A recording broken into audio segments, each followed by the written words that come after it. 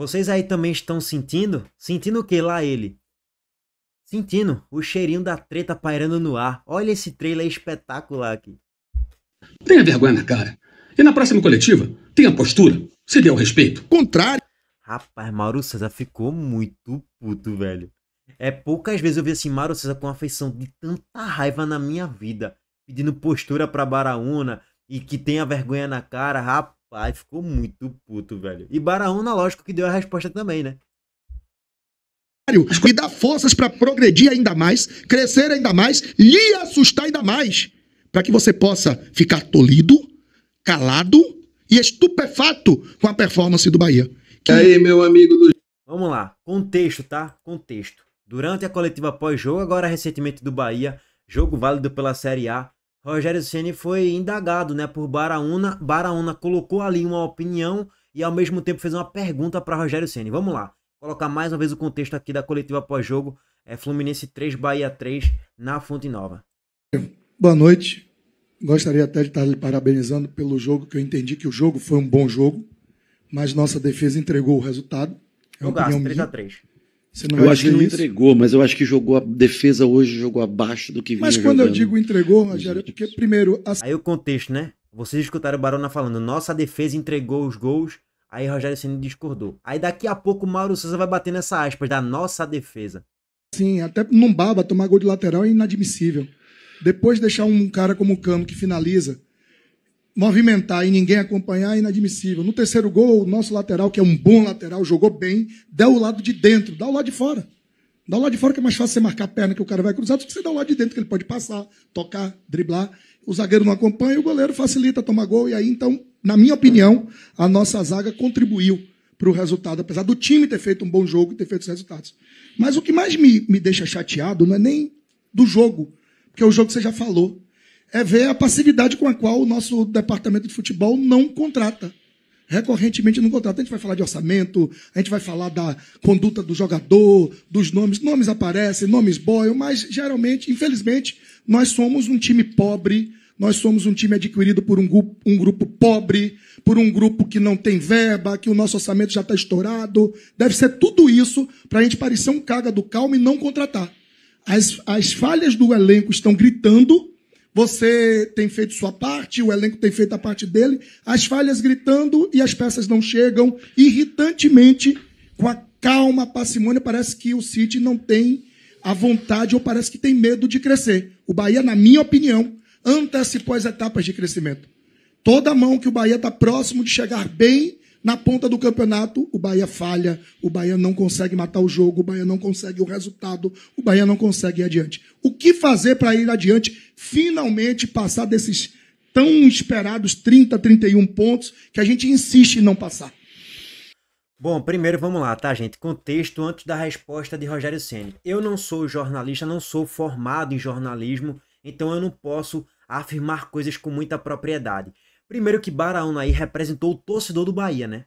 Eu acho que isso é um ponto positivo, de certo modo, na afirmação nele, com tom de ironia em vários momentos, de críticas inclusive para o Grupo City, e também depois ele jogou perguntas ali para Rogério Ceni. Vamos lá, numa entrevista coletiva pós-jogo, na teoria você tá ali só para perguntar, Rogério, por que não foi contratado um goleiro ainda? Rogério, por que o time jogou com essa formação tática? Rogério, por que essa demora toda para anunciar um volante, um goleiro, um lateral, um ponta? Pelo menos teoricamente, na profissão de jornalismo, você tá ali para perguntar o treinador e não para expor uma opinião e depois perguntar, porque meio que não é um programa de debate, né? Mas beleza.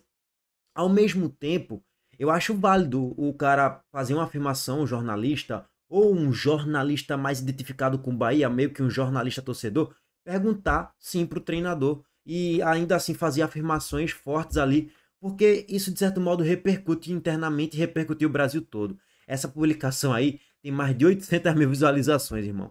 Beleza que a gente sabe que quem manda é a SAF, quem manda é o Grupo City, meio que a minha opinião não vai influenciar diretamente na contratação ou não de um jogador do Bahia, porque eu tenho influência direta no Bahia, sendo um jornalista, um comentarista ou um influencer do Bahia. Em tese, não. Quem manda lá é Cadu Santoro, é Ferran Soriano, enfim. Mas, de certo modo, Baraúna gerou indiretamente ou diretamente a demissão de Renato Paiva, que fez um trabalho ruim no Bahia, e essa repercussão da coletiva dele com certeza chegou nos ouvidos do pessoal do Grupo City, pelo menos da diretoria ali, né? Tipo, o Ferran Soriano, o Cadu Santoro, pelo menos com certeza ouviu. E sabe, né, cara? Os caras sabem, meu irmão, que o Bahia precisa contratar. Isso é meio óbvio pra todo mundo, não tem muito pra onde correr. E aí, veja só, eu não tô aqui pra criticar a Baraúna, nem pra fazer duras críticas para Mário César, não. Eu só tô trazendo, assim, pontos que eu pensando aqui de fora, um jornalista, então ele deveria fazer mais perguntas, né? E não necessariamente tecer opiniões sobre determinado jogador, sobre o jogo, e aí depois jogar uma pergunta para Rogério Ceni. Enfim, pelo menos essa é a minha opinião, é, tentando analisar o jornalismo de forma um pouco mais profissional. E mais uma vez, eu acho que, vamos supor, Baraúna identificar torcedor do Bahia, todo mundo já sabe, eu acho que ele tem total direito de fazer isso aí. Só que na teoria, no campo teórico do livro ali, deveria ser feitas perguntas, né? E não alfinetando o Grupo City, o Rogério Ceni ou qualquer outra coisa do tipo, tá? Cara, eu acho que todo mundo está fazendo. Eu acho que não é dessa maneira que o grupo não é um grupo. O grupo é um grupo, primeiro, conhecido no mundo inteiro. É um grupo que tem responsabilidade sobre aquilo que faz em cada lugar no mundo, todos os continentes onde atua. Eu acho que há uma tentativa, sim, e nós temos convicção do que precisa, a gente conversa todos os dias sobre isso. Há uma tentativa, eu não vou entrar aqui em parte financeira, essas coisas que eu acho que eu falei outras vezes até, e eu não tenho que falar, acho que nesse sentido de parte financeira. O que existe é uma consciência que até onde a gente tem condições de ir numa determinada peça. Eu acho que o mercado como um todo, para todo mundo, tá? Eu acho que ele está muito caro. Nós sabemos do que a gente precisa, nós temos noção disso, e nós estamos tentando. Eu tenho certeza que alguma coisa vai acontecer nos próximos dias. Agora, eu não acho assim. Eu acho que o Grupo City como um todo, a direção, ela deu bastante ao Bahia desde de 2023, quando a gente... não quando eu cheguei, mas quando o Paiva estava aqui, depois, logicamente, na minha chegada, houve um crescimento muito grande de peças, de contratações. Eu entendo. Com certeza, o Bahia com o Grupo City é outra parada, gente. Acabou aquele Bahia que só brigava para não cair. Que era a mesma coisa do esporte, basicamente. Tá na Série A, vai brigar para não cair. Quando não cai, fica ali em 16º, 14º, 13º e olhe lá. E às vezes cai mesmo para a Série B. Quando cai para a Série B, quase nunca bate campeão. O Bahia nunca foi campeão da Série B, o Sport já foi. E às vezes quando não cai para a Série C, né? Que foi o caso do Bahia, o Sport nunca caiu. Então assim, o Bahia era um time ali que brigava apenas para não cair. Ponto. Não tem muito mistério, não tem para onde correr. O Bahia, o Grupo City elevou o patamar do Bahia. A gente olha para o campeonato e fala, o Bahia não vai cair para a Série B mais. E isso antes da chegada do Grupo City era inimaginável. Você fala, pode ser que caia, pode ser que não, vai ter que somar os 45 pontos. Hoje você não olha pro Bahia dessa forma, né? Ao mesmo tempo fica um pouquinho aquela sensação do, deveria ter um goleiro melhor, deveria ter uma reposição para as lesões um pouco mais rápidas, deveria ter um centroavante melhor. Mas enfim, não tem, né? Por quê? Por inúmeros fatores, orçamento, gestão, grana, investimento, enfim. Aí, meu amigo, aí eu não sou Ferran Soriano nem Cadu Santoro não, tá, irmão? Mas fica a sensação de, às vezes, muita lentidão em alguns casos. E eu também quero, não pense que não, porque lógico que 2 jogadores, eles fazem diferença. E o grupo também quer, pode ter certeza disso, todo mundo quer. Não, não estou falando aqui. Eu conheço as pessoas com quem eu trabalho, as pessoas querem e vão fazer, tenho certeza, o melhor. Agora, a gente tem um tempo, eu sempre falo, e empresas trabalham de maneira um pouco diferente, mas... as pessoas não estão paradas, elas estão tentando, estão fazendo de tudo, e eu tenho certeza que, quem sabe até nessa semana a gente possa ter mais uma peça importante chegando que possa ajudar a um elenco que já foi qualificado, a cada ano vem sendo qualificado. Bom, e de fato ainda não foi anunciado, mas já fechou a contratação do goleiro João Paulo, né? Vamos chegar na treta daqui a pouco, daqui a um minutinho, mas só para passar aqui as informações. João Paulo fechou com o Bahia com um contrato até a metade do ano que vem, né? A publicação feita pelo GE agora há pouco trouxe alguns tópicos ali do porquê o Santos liberou o João Paulo para o Bahia. Primeiro, o Santos recebeu mais 30% dos direitos econômicos do goleiro e agora é dono de 100%. O empréstimo será até junho de 2026, com gatilhos para uma compra por cerca de 1,9 milhão de euros, o que dá hoje na casa dos 12 milhões de reais. Quarto tópico. João Paulo abriu mão de alguns valores que o Santos lhe devia, como forma de gratidão pelo clube ter aceitado liberá-lo. Veja só, o Santos deve. Aí o Corinthians veio ontem falar de ética pro Bahia, né? O Corinthians soltou uma nota oficial falando que o Bahia é um clube muito antiético. Meu Deus, que absurdo, que atrocidade que o Bahia fez. Não respeita as instituições, não respeitam os jogadores. E o Corinthians respeita quem? Que nem os jogadores, os seus próprios jogadores pagam salários em dia. É caloteiro em várias negociações aí no Brasil afora. Pelo amor de Deus, né? João Paulo abriu mão de alguns valores que o Santos devia como forma de gratidão pelo clube da beleza. E o último tópico é: o Bahia perdoou uma dívida de 260 mil euros, que ali dá em torno de 1,6 milhão de reais ao Santos. O Santos tem que agradecer aí ao Bahia, viu, irmão? No final das contas. Bom, o Bahia fechou de fato com um goleiro que é melhor do que Marcos Felipe, que foi para um clube lá da Turquia, né? E é melhor do que Ronaldo. Ponto. Chega para se titular absoluto. Se vai elevar muito o sarrafo, o patamar, se ele vai entregar pontos muito preciosos e automaticamente, sei lá, um título em Copa do Brasil, classificação, defendendo pênalti, o tempo é que vai dizer. Mas em tese, foi uma contratação interessante sim do Bahia, tá? Não acho que foi a melhor do mundo, não acho que é um baita de um goleiro, top 3 do Brasil, não é. Mas tá ali no top 12, top 11. Ronaldo e Marcos Felipe é goleiro de Série B. Ou do time que briga para não cair para a Série B. Bom, agora vamos voltar aqui para a treta de Baraúna com Mauro César. Eu queria pegar o apanhado geral para trazer o início, né? Mas agora tem o meio e fim. Vamos lá. Esporte Like, vou trazer para vocês aqui a treta do momento da internet. O Mauro César Pereira e o Baraúna lá do Bahia. Eles, os dois que são da imprensa, um da imprensa aqui do sul do país, a outra da imprensa do Nordeste, da Bahia especificamente. E o Mauro César pegou e o Baraúna falou muita coisa. Vocês vão ver tudo aqui no nosso canal. Aproveita aí, já se inscreva no canal, deixa aquele like e no final... Já sou inscrito, viu, irmão? Deixei meu like aqui, me inscrever no canal. Vou deixar o link do canal dele aqui, desse vídeo, na descrição, tá? Vambora. Vou acelerar aqui um pouquinho também, tá, gente? No final a gente vai dar nossa opinião.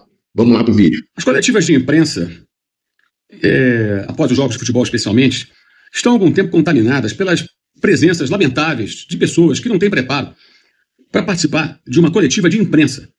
Imprensa é imprensa. Jornalista é jornalista. Jornalista não pode ter lado, ele pode ter time, ele pode ter partido político, ele pode ter preferência religiosa. Mas quando ele está na linha de frente, empunhando o microfone, fazendo uma pergunta, ele não pode ter lado. Não existe o nosso time, o nosso ataque, o nosso partido. Quando você está em ação, trabalhando, você tem que saber separar as coisas. Isso tem que ficar bem claro. E já está sendo meio que normalizado, digamos assim, a pessoa chegar numa coletiva de um jogo de futebol, após um jogo, e perguntar para o técnico, como torcedor. Eu critico isso há muito tempo, sem problema nenhum. Critico, e quem não gostar, paciência. E critiquei recentemente uma postura que eu achei de total despreparo.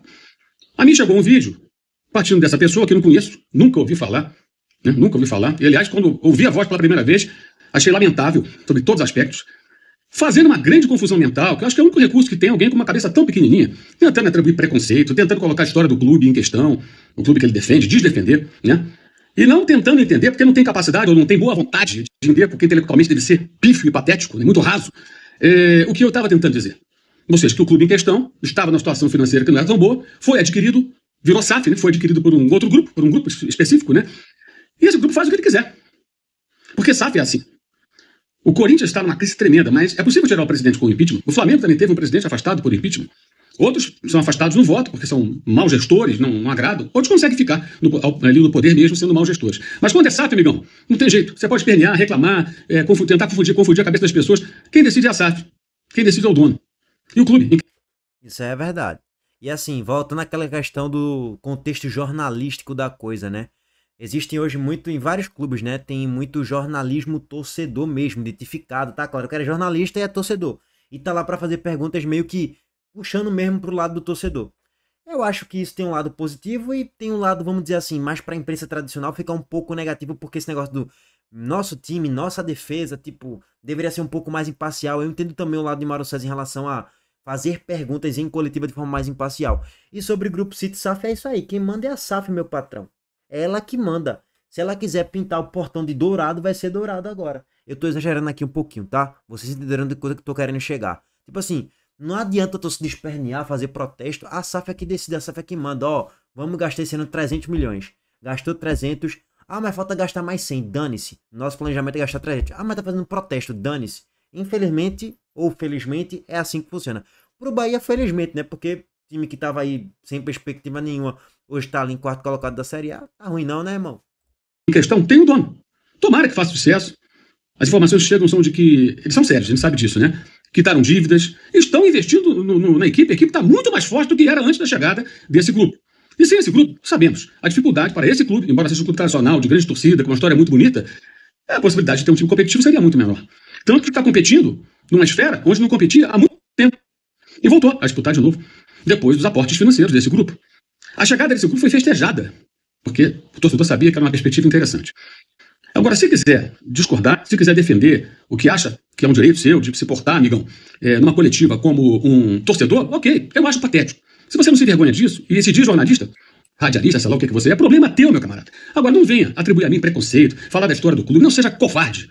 Não faça isso. Tenha vergonha na cara. E na próxima coletiva, tenha postura, se dê o respeito. De achar que por conta do Barão não deu a resposta. City, o Bahia tem a grandeza que tem. O Bahia hoje tem a grandeza que tem, competitivamente falando, do mercado desportivo financeiro, a nível financeiro. O Bahia hoje pode competir financeiramente com grandes cases nacionais e internacionais por grandes nomes. Então, claro, antes do Grupo City, nós não teríamos essa ousadia de partir para o mercado para competir, de partir para o mercado para ousar em trazer jogadores que financeiramente nos eram distantes. Mas tirando isso, cidadão que veste camisa de clube, e para os outros que vestem camisa de clube da Manguaça, do Orégano, do São Pedro, do Raio, da Panela, do que quer que seja, falar de mim é bom, sabe por quê? Porque hoje em dia eu lhe respondo com ordem e decência, e vocês vão descendo a ladeira da insignificância. E eu não vou dar nome a vocês. Sabe por quê? Porque eu sou torcedor do Bahia e nunca neguei para ninguém. Eu me orgulho de ser torcedor do Bahia e nunca neguei pra ninguém. Mas cobrar um Bahia forte é em função de um projeto que a cada vez mais atropela seus próprios processos, atropela seus próprios prazos de planejamento, com um crescimento que talvez não tenha sido visto antes em nenhum outro do próprio grupo. Por conta deste crescimento rápido, mas ao mesmo tempo devastador, de emoções alheias, de dogmas alheios e de preconceito. Preconceito sim. Porque esse cidadão que fez esse comentário que eu citei é preconceituoso. Sempre tratou o Nordeste como subproduto, como sub-Brasil. E os clubes do Nordeste como subtimes. Não somos subtimes. Nós somos Brasil. Nós somos raiz. Nós somos tradição. Aqui começou o Brasil. Aqui começou a nossa história. E aqui na Bahia, para você desinformado, começou uma história de campeão brasileiro. Aliás, somos o primeiro campeão brasileiro. Ganhamos do Santos de Pelé. Somos o primeiro a disputar a Libertadores. Nós somos o pioneiro. E a tua fala preconceituosa não vai me atingir, nem esse clube maravilhoso que eu amo dizer que torço pra ele. Sabe por quê? Porque o seu preconceito não me atinge. O seu preconceito não me diminui, muito pelo contrário. Me dá forças para progredir ainda mais, crescer ainda mais, lhe assustar ainda mais. Para que você possa ficar tolhido, calado e estupefato com a performance do Bahia. Que o nosso Bahia, nosso, meu e da nação, possa... E sabe por que é meu Bahia, nosso Bahia? Porque eu sou torcedor do Bahia. Eu não sou torcedor modinha. Eu não sou torcedor do resultado. Eu sou torcedor do buraco da Série C e sou torcedor do título da Série A. Eu sou torcedor dos dois extremos. É porque o Mauro César ficou arretado quando ele fala assim, nossa defesa em coletiva pós-jogo. É foda. Assim, pro cara do jornalismo tradicional, irmão, escutar isso... pesa, não tem pra onde. Tipo, tu pode ser clubista numa mesa redonda, tu pode ser parcial pro teu time numa mesa redonda de debate, entre outros jornalistas, beleza. Agora, numa coletiva pós-jogo, eu acho que isso aqui pegou muito pra Mauro César, velho. Na coletiva pós-jogo oficial de imprensa e tal, tu tá ali meio que como um torcedor, Mauro César que não gosta, né? E ele é que é clubista pra caramba, meu irmão. Sou Bahia e você, que não tem coragem de assumir o time que torce, com a camisa e com a fala, mas faz disso um viés comum sempre que fala do Nordeste, do Norte e dos outros times. Torcedor, essa fala é preconceituosa, mas esse preconceito vai por terra. Sabe por quê? Nós iremos mostrar a cada momento, a cada campeonato e a cada ano que chegamos para incomodar. E aí, meu amigo do esporte? Bom, tá aí. O que é que vocês acharam da fala de Mauro e de Baraúna? Deixa aí nos comentários, tá? Já falei demais, inclusive até alonguei até demais esse vídeo aqui, tá em quase 20 minutos. Tamo junto, deixa o like aqui, se inscreva no canal e ative as notificações também. Valeu, gente. Abraço.